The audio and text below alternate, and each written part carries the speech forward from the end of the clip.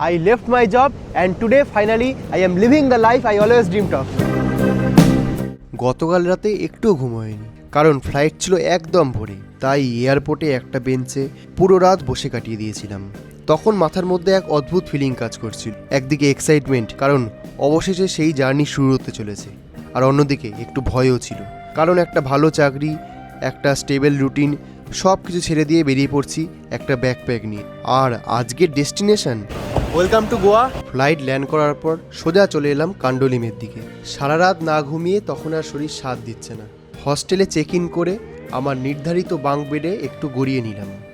ঘুম ভাঙলো সন্ধ্যের পর। এইবার বেরোনোর পালা। গোয়াতে এসে সন্ধেবেলায় শুয়ে থাকলে কি চলে?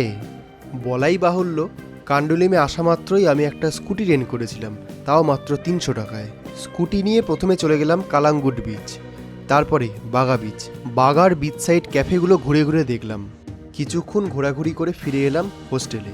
কোনো বড় প্ল্যান নেই, নেই কোনো লাক্সারি রিসর্ট, শুধু একটা ব্যাকপ্যাক, কিছু বাজেট, আর সামনে এক অচেনা জার্নি। বহুকাল ধরে যেরকম লাইফ কাটানোর স্বপ্ন দেখতাম, আজকে তার প্রথম দিন। See you tomorrow.